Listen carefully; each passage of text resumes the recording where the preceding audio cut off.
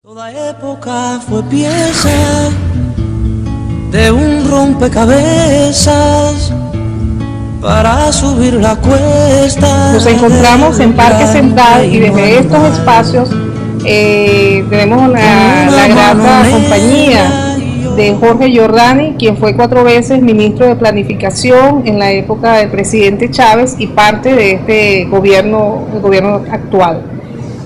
Bueno, démosle la bienvenida al ingeniero dominicano, venezolano, español, italiano. Señor. Usted... Que salió de este país con un pasaporte que decía apátrida. Sí, usted nació en un pueblo que no conozco. En Macorís, en San Francisco de Macorís. Hay que diferenciar, porque son siempre líos entre peloteros y otras cosas. San Francisco de San Pedro. Hay esos líos entre los peloteros. Pero usted salió muy pequeño de allá, 2 años, ¿no? Eso me lo preguntó una vez Néstor Villegas, ¿y cómo viniste? Y yo no vine, me trajeron en Guacalao. Usted nació el 30 de junio. Bueno, voy para... Ya cumple pronto años. 7'5". Usted es el signo del cangrejo. Y pienso llegar a 120 para que lo anote. Va a cumplir 75 años. Sí, señor. El 30 de junio... Aunque mi mamá decía que no era el 30 de junio, ¿quién iba a discutir? Que era el 1 de julio. Porque ¿quién le va a discutir a la mamá de uno cuando fue como nació? Pero usted mantiene sus vínculos con República Dominicana, porque estuve leyendo... Yo no conozco el pueblo donde nací, ahí nació Villo. Sí, estuve viendo eso. Yo no conozco Santo Domingo. Pero tiene una relación, por lo que leí, cuando Leonidas Trujillo usted... Es otra cosa, es otra cosa. Sí. Eso vino después. Fíjate, mi padre, primo Giovanni Landi, combatió en la guerra civil española. Él salió de Italia con su hermana en los tiempos de Mussolini. Entonces se puso difícil. Cuando ya Mussolini, que dejó de ser socialista, hay mucha gente que está dejando de ser socialista y miren lo que se transforma, para que no sea así. Y por supuesto, el trato que le daba Mussolini a la gente, pues nació en Emilia Romagna, en Sesto y Molise, un pueblito cerca de Imola. Y de ahí, pues, a los 20 y tantos años, nos perseguían, que eran personas socialistas, anarquistas, comunistas de esa época, donde el amigo, el bien recordado Benito Mussolini y su querida esposa, que finalizaron muy mal, por cierto, en una plaza allá en Milán, ellos decidieron emigrar a Francia, donde creo que tenían una tía, en Lille, en Francia. Mi padre, eran morochos, pero no gemelos, y mi abuela debe haber sido muy genial, porque el primero que salió lo llamó primo, y el segundo lo llamó secondo, o sea, una genialidad. No sé si se refería bueno, el primero que salió primero, y el segundo, si había un tercero, terzo, ahí le llamó terzo. Se van ambos, el más prudente, que era mi tío, se regresa, y mi padre se quedó en Francia algunos años, trabajando en lo que podía en esos años difíciles, y bueno, ya comenzaba la guerra civil española, y se formaron las brigadas internacionales, y cada nacionalidad se agrupaba. Si eran los alemanes, la brigada Thelma; si eran americanos, ingleses, la brigada Lincoln, y los italianos, la brigada Garibaldi. Así fue que entonces se enroló en la brigada Garibaldi y estuvo allí combatiendo a favor de la República Española. Allí conoció a mi madre. Mi madre estudiaba, como siempre decía ella, en la Facultad de Ciencias Físico-Químicas aplicadas a la farmacia. Venezolana. No, ella era española. Española. Y además estaba estudiando en el Conservatorio de Madrid. Imagínate toda esa prenda. Este aventurero, bueno, entonces, dejó la carrera, dejó los estudios musicales, y mi padre sufrió una amputación en la pierna. La situación que hubo allí. Y claro, después tuvo que retirarse en el hospital, estuvo un tiempo. Y luego ya no podía seguir combatiendo, porque estaba lisiado. Se casa con mi madre y mi hermano nació en el último pueblo, en la retirada de las brigadas internacionales hacia Francia. Él nació el 31 de enero de 1939, era invierno. Mi hermano falleció hace un año y pico. Un año mayor que usted. Sí, un año y medio, ¿no? El 31 de enero del 39. Él nació en un convento de clausura. Mi madre ya, imagínate, encinta, y esta monjita, bueno, estos garibaldinos que iban ya en retirada, porque Franco ya había tomado Barcelona, en pleno invierno.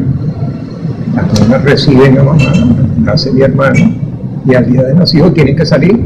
Mi madre se quería retirar, se quería volver, y bueno, te van a matar. Pues lo que hizo Franco, no solamente durante la guerra, sino después todos los largos años, y ahí tenemos el legado de Franco todavía en muchos partidos españoles y muchos representantes de la monarquía española. Vaya usted anacronismo. Sí.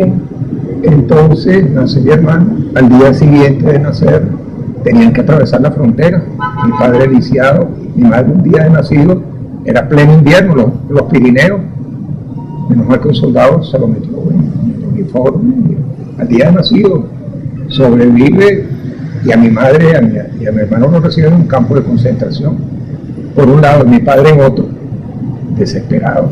Estamos hablando de enero del 39, y ya se veía venir lo que era la guerra. Los alemanes, los submarinos alemanes ya estaban cerrando Europa, y hay toda una batalla inclusive de submarinos que dominaban casi el mar Atlántico, desesperados. Bueno, algunos acomodos había allí, muchos pudieron ir a México, a Argentina, toman un barco, no sé qué arreglo tuvieron. Ya México estaba cerrado en ese momento, Argentina también, o sea que pudo haber sido yo mexicano, argentino, y llegan a Santo Domingo. Imagínate todo lo que vivían ellos, la guerra, la angustia, y llegan a Santo Domingo, donde Trujillo no tenía mala pena con la gente, pues eso se los tiraba ahí al mar y a los tiburones.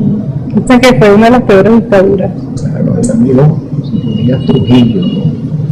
Bueno, total, entonces que mi padre trabajaba en lo que podía, construcción, lo que sea, y había un cónsul, un doctor venezolano que era cónsul en Santo Domingo, creo que es el doctor Hermógenes Rivero. A lo mejor en estas cosas puede que me equivoque en el nombre, creo que él era médico y estaba allí. Y dice, bueno, primo, vamos que me hagas una casa parecida a una cosa que hiciste, como pues así, mamá y mi hermano, yo no recuerdo si yo andaba con mamá y con mi padre, llegamos a Venezuela. Yo estaba buscando la fecha, pero no lo consigo, ¿verdad que? Llegaron aquí, pero sin, no tenían un destino fijo, realmente, no era el objetivo de llegar acá. Supuestamente para hacer una construcción, etcétera. Y llegamos al Hotel Perú. El Hotel Perú quedó en el centro de Caracas. Eso lo administraba, creo que la esposa de Rato Charlo. Rato Charlo fue un famoso periodista italiano, cuya esposa, entonces bueno, italiano y tal, a lo mejor llegamos allí al Hotel Perú. Ahí tengo un vago recuerdo, pero como 42 sería, 43, 44, yo no tengo esa cifra porque no las encuentro, no tengo, bueno, ahorita, pero está por ahí porque pero bueno, después, sí, claro, después. Entonces sí recuerdo, y después consiguió papá aquí en la iglesia de Corazón de Jesús, al lado estaban haciendo una construcción, creo que está el IPASMET ahorita, al lado. Entonces, bueno, nos mudamos allí en la construcción, y ahí, bueno, imagínate tú, entonces, bueno, ahí comenzó mi vida caraqueña. Después nos mudamos a Guaycaipuro. Ese edificio todavía está ahí frente a la cantera, que dice Gallardi, que era un viejo constructor italiano que hacía negocios con Paredes Jiménez. Entonces el edificio dice 1944. Yo creo que casi inauguramos ese edificio. En el primer piso, el edificio está, cuando uno llega porque la avenida Andrés Bello no existía en ese momento, y Canteve tampoco, porque ese era el terminal de la línea que iba por la calle de la línea, el Recreo, Chacao, hasta Santa Teresa. Allá había una estación de Santa Rosa, y ese edificio estaba allí, que era una de esas organizaciones modernas, estamos hablando de los años 40, ¿no?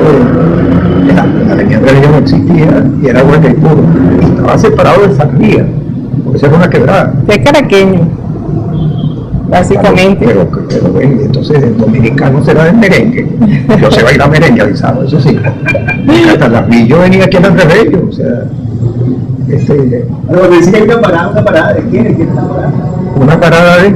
Decía que hay una parada en Santa Rosa. No, esa es la estación final de Santa Rosa del tren que iba por la calle La Línea. La calle La Línea es que va por Sabana Grande, sigue para Chacao, Dos Caminos, Petare, Santa Teresa, pero ya esa línea no estaba funcionando. Había un tren. Los rieles estaban ahí porque esa era la estación final de Santa Rosa, que era como un pasaje. Ahí por supuesto jugábamos pelota y teníamos amigos. Eso por supuesto acabó cuando ya la CanTV ocupa esos espacios. Después estaba la electricidad que está un poco más adelante. Hay una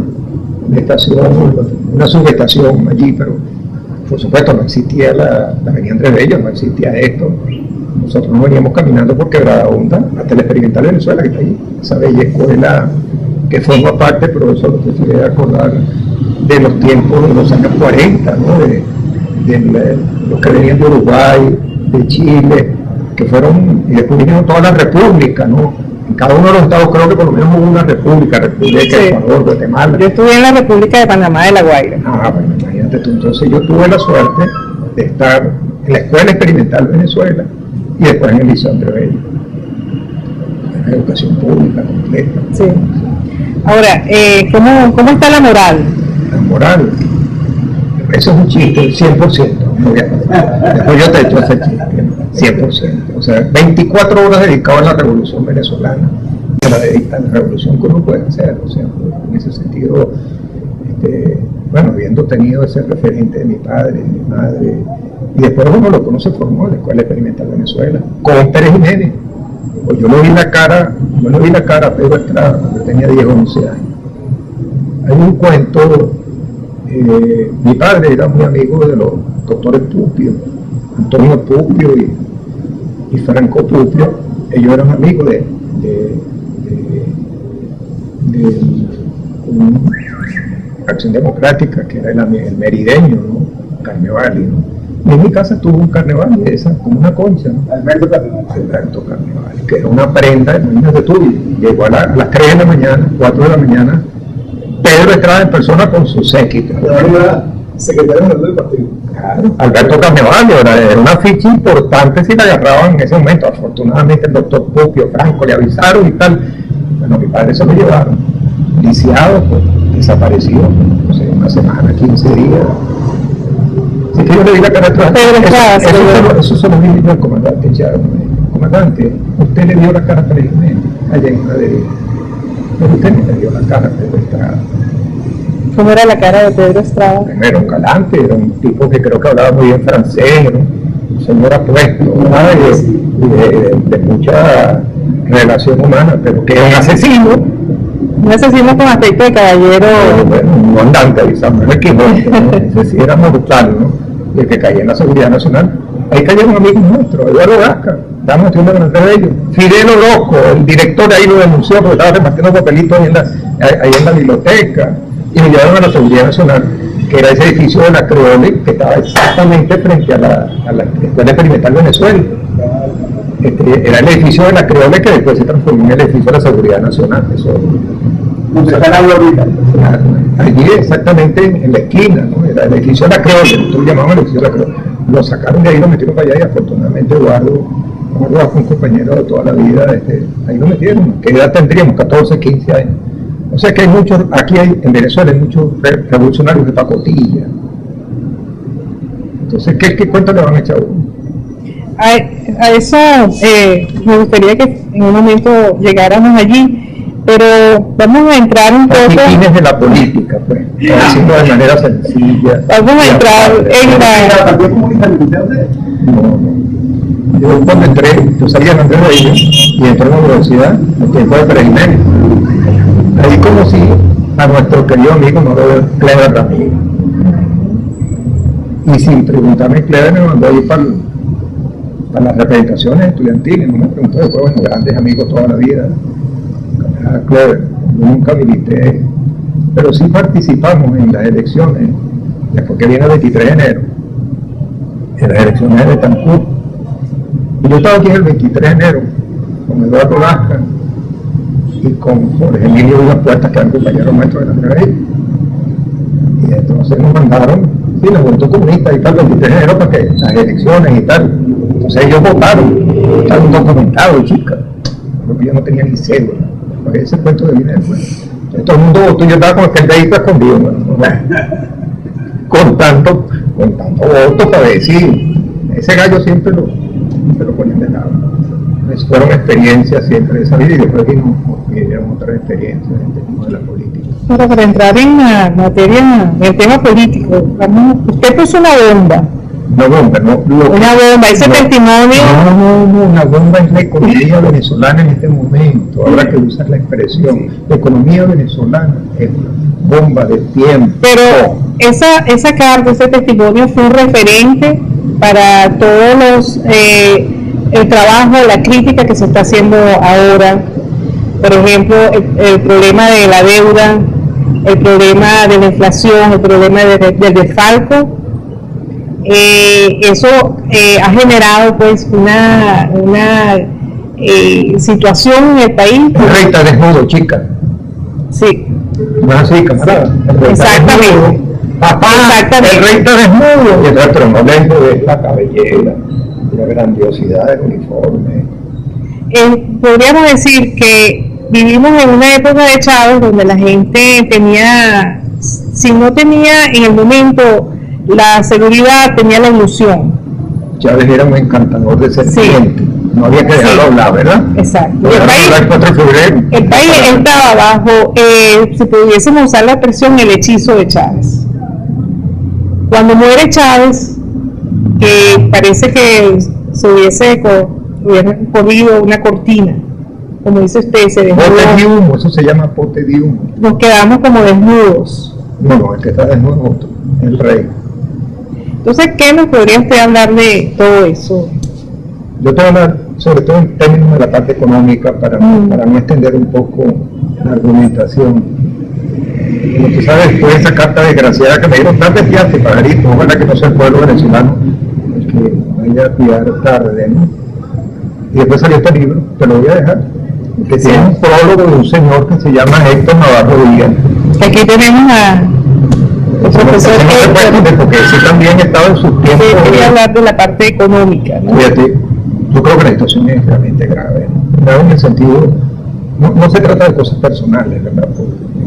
Los toltecas que se consideraban los científicos de la península de Yucatán, entre uno de sus principios decían, no personalice, no es necesario personalizar, porque si no entonces se crea una especie de ruido en eso. Aquí se trata de un problema en el que se nos va la vida de todos los venezolanos. Y esa bomba de tiempo, que es la economía venezolana, tiene muchas causas, por supuesto. Marx se dedicó toda su vida a estudiar la estructura del capitalismo, del capital. Pero en el caso venezolano, entre una de las múltiples causas que tiene, y es muy importante, es la falta de liderazgo, la falta de direccionalidad. Venimos dando tumbo. Entonces, cuando tú empiezas a dar tumbo, es deambular, ¿verdad? A lo mejor deambular es una cosa muy bella, en la ciudad, pasea, es por aquí. Estamos en un especie de caribe libre y no tomamos medidas. Decimos que vamos a decir, que vamos a anunciar, y ahí hay temor, hay un temor a mostrar la realidad. Yo no sé qué, yo no soy psicólogo, pero las medidas se debieron haber tomado desde el 7 de octubre del 2012. En eso eran trabajos que ya conocía el comandante Chávez y que otros compañeros del gobierno lo conocían, porque la enfermedad del comandante Chávez fue un proceso de cooptación política, chicos, para decirle en sus pocas palabras. Cuando fueron las primeras manifestaciones, en enero del 2011, cuando venía de Brasil unos boletos, qué extraño, 30 de junio precisamente del 2011, dos operaciones, aquella cara de dignidad pero demacrado, dos operaciones. Después vino en el 2012 al principio, que estaba creo que en Barinas, en una fábrica, me tienen que operar por tercera vez.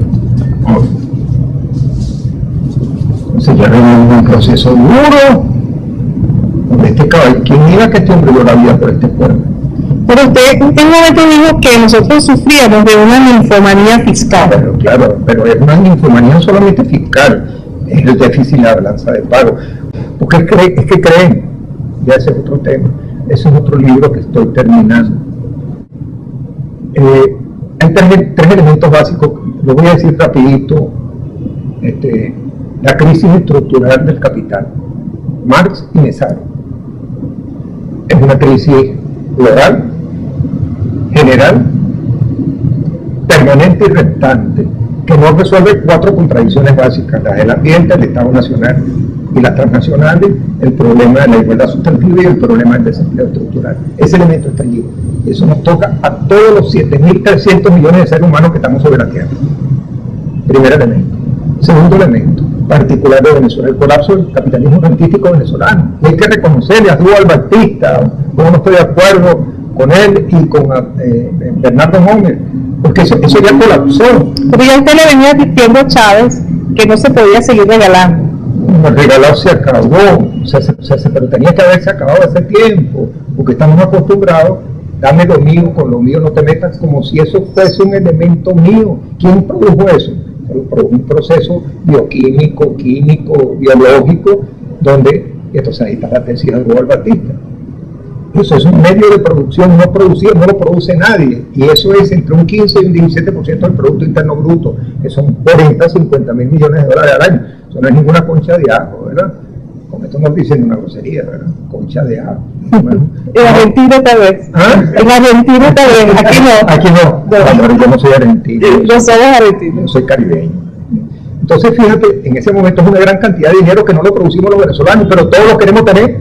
Dame lo mío, con lo mío no te metas. Entonces tenemos la cultura del rentismo, hasta los tuétanos, hasta la misma ceba, hasta el ADN del venezolano está metido en la cultura rentística. Y si ese problema no lo resolvemos en una crisis estructural de capital, ¿cuál va a ser la salida? Y si no lo asumimos... Esa era una de las diferencias que usted tenía con el comandante Chávez. No, diferencias fueron muchas.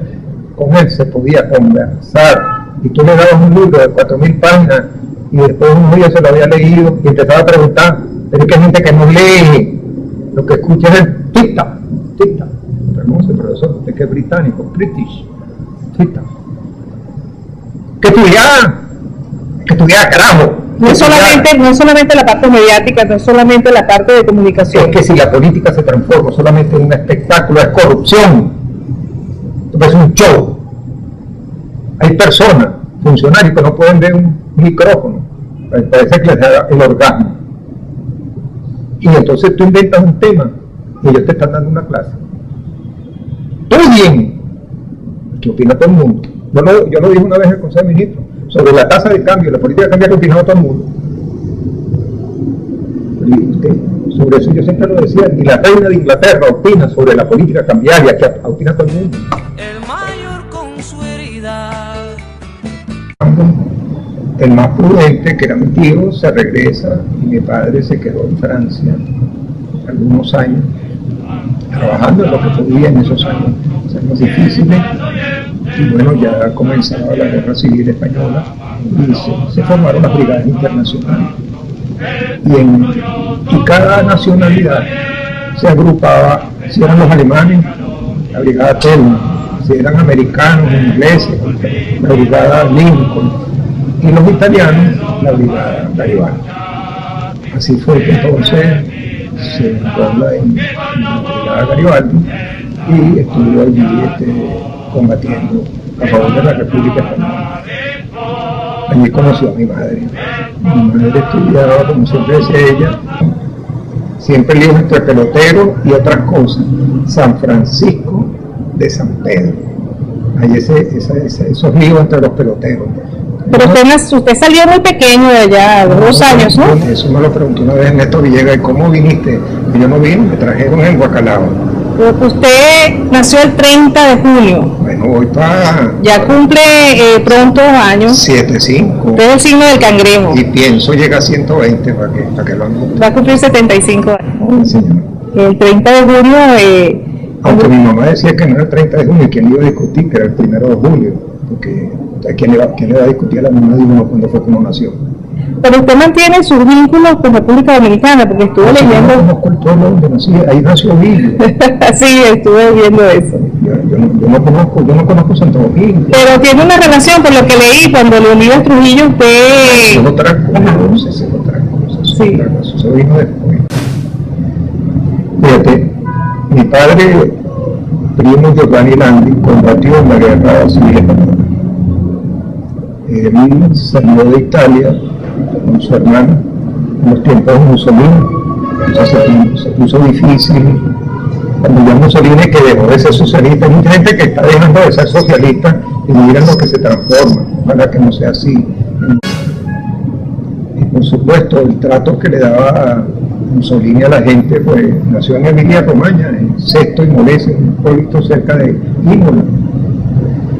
Y de ahí, pues, a los 20 y tantos años, nos perseguían, y que eran personas socialistas, anarquistas, comunistas de esa época, donde el amigo, el bien recordado Benito Mussolini y su querida esposa, que finalizaron muy mal, por cierto, en una plaza allá en Milán, ellos decidieron emigrar a Francia, donde creo que tenían una tía, en Lille, en Francia. Mi padre, que eran morochos, pero no gemelos, y mi abuela debe haber sido muy genial, porque el primero que salió le llamó primo, y el segundo lo llamó secondo, o sea, una genialidad. No sé si se refería bueno, el primero que salió primero, y el segundo segundo, si había un tercero, tercio, ahí le llamó tercio. Se van a...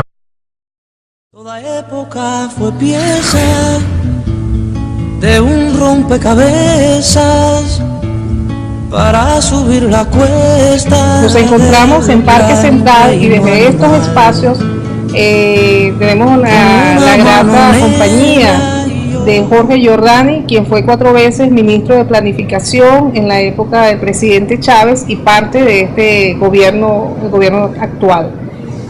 Bueno, démosle la bienvenida al ingeniero dominicano, venezolano, español, italiano. Señor. Usted... Que salió de este país con un pasaporte que decía apátrida. Sí, usted nació en un pueblo que no conozco. En Macorís, en San Francisco de Macorís. Hay que diferenciar, porque son